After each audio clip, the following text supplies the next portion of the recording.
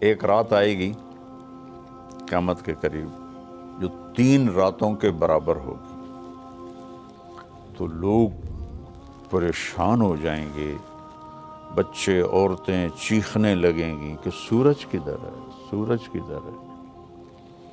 تو 3 راتوں کے یعنی 12 یا 36 گھنٹے کے بعد سورج مغرب سے نکلے گا اور سرخ پیلا تھوڑا سا اوپر جائے گا اور پھر غروب ہو جائے گا۔ تو شیطان ایک دم سجدے میں گرے گا، کہے گا یا اللہ آج جس کو بھی تو کہتا ہے میں سجدہ کرنے کو تیار ہوں۔ تو اس کے چیلے پوچھیں گے کہ استاد جی یہ آپ کیا کہہ رہے ہیں؟ کہیں گے یہ میرے مرنے کا سب سے پہلا سائن آ گیا ہے، لیکن اس وقت توبہ بند ہو جائے گی۔ جو کفر پر ہے وہ اسلام اس کا قبول نہیں، اور جو توبہ کرنا چاہے اس کی توبہ قبول نہیں۔ پھر تھوڑی دیر کے بعد سورج مشرق سے نکلنا شروع ہو جائے گا۔ اس واقعے کے کچھ عرصے کے بعد صفا پہاڑ جہاں ہم سعی کرتے ہیں، حالانکہ وہ چھپ چکا ہے، تو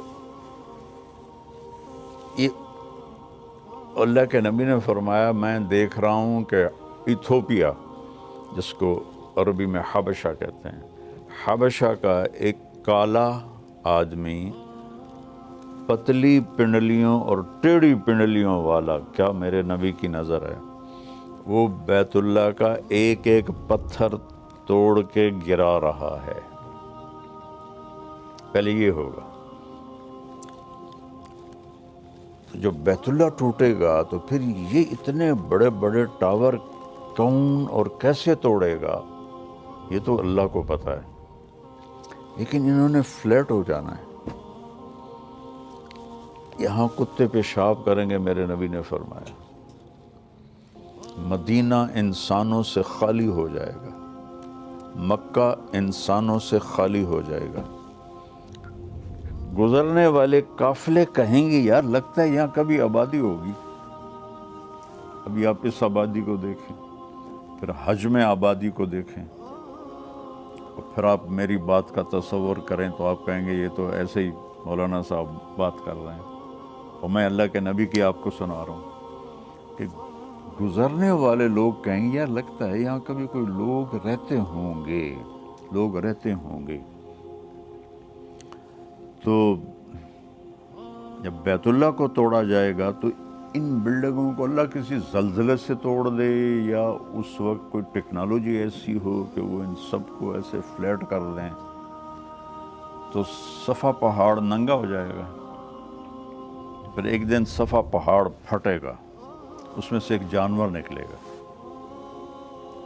جو سارے اہل ایمان کے ماتھے کو ٹچ کرے گا، ایسے ایسے، صرف اہل ایمان، کافر نہیں۔ تو اس کے 1 ہفتے کے اندر سب اہل ایمان مر جائیں گے، وہ صرف کافر رہ جائیں گے، جانوروں کی طرح۔ یتہارجون تہارج البہائم، وہ سڑکوں پہ اس طرح فحاشی کریں گے جیسے جانور فحاشی کرتے ہیں۔ تو پھر اللہ اس سارے نظام کو زیرو کر دے گا۔ آپ کو حیرت نہیں ہو رہی ہے؟ اتنا بڑا سسٹم یار کا ایک پتھر نہیں ہے۔ کون سی طاقتیں آئیں گی جو سب کو فنا کر دیں گی؟ قیامت جب تک ایک آدمی کلمہ پڑھنے والا موجود ہے قیامت نہیں آئے گی، بلکہ کلمہ بھی نہیں، آپ نے کہا اللہ کہنے والا جب تک ایک بھی موجود ہوگا قیامت نہیں آئے گی۔ جب وہ بھی مر جائے گا پھر اللہ جب چاہے گا وہ اس دن کو لائے گا۔ اور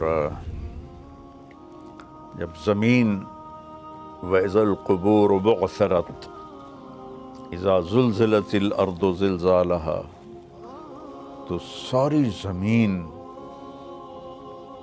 توڑ پھوڑ ہوگی، لیکن جہاں جہاں مسجدیں ہیں وہ زمین ایسے اوپر اٹھ جائے گی. اب کینیڈا کتنی دور ہے، اور کینیڈا کا جو نارتھ ہے وہ کتنی دور ہے، وہاں وہ کالے ہمارا مسجد بنی ہوئی ہے، ایسے وہ زمینیں اکھڑیں گی، ایسے ایسے ایسے ایسے، اور وہ فلائنگ شروع کریں گی، اور وہ اڑتی اڑتی اڑتی اڑتی اڑتی اڑتی مکہ پہنچیں گی. تو جب یہ سارے دنیا کی زمینیں، مسجدیں کی زمین مکہ پہنچیں گی تو پھر بیت اللہ کی جو مسجد ہے جتنی بھی بڑی ہو جائے، اس سے بھی شاید بڑی ہو جائے، وہ ساری ایسے اکھڑ جائے گی، اور وہ ساری مسجدیں اس کے ساتھ ایسے گیٹ ٹوگیدر ہو جائیں گی. پھر وہ وہاں سے فلائنگ کریں گی اور مسجد نبوی پہنچیں گی. یہاں تو کچھ بھی نہیں ہوگا، اور بیت اللہ کا بھی کہ وہ جگہ ہوگی، بیت اللہ تو کوئی نہیں ہوگا.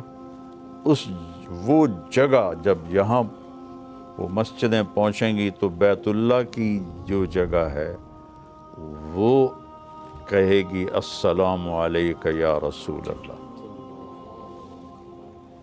وہاں تو کسی چیز کا نشان نہیں ہوگا. اللہ تعالیٰ اپنے نبی کی قبر بھی مٹا دے گا، لیکن نشان تو ہوگا، کہے گا السلام علیک یا رسول اللہ. پھر مسجد نبوی بھی اکھڑ جائے گی، اور پھر یہ ٹریول کریں گے مسجد اقصیٰ کی طرف. آسمان کا جو دروازہ ہے وہ مسجد اقصیٰ کے اوپر ہے. دیکھو نا، اپنے نبی کو مکہ سے نہیں اوپر لے گئے اللہ تعالیٰ، مسجد اقصیٰ لے گئے، وہاں سے پھر اوپر لے گئے. تو پھر یہ ساری مسجدیں، بیت اللہ، مسجد نبوی، باقی مسجدیں مسجد اقصیٰ پہنچیں گی جو اس وقت فلسطین میں ہے. پھر وہ اکھڑے گی، پھر ان سب کو اٹھا کر اللہ جنت میں ڈال دے گا،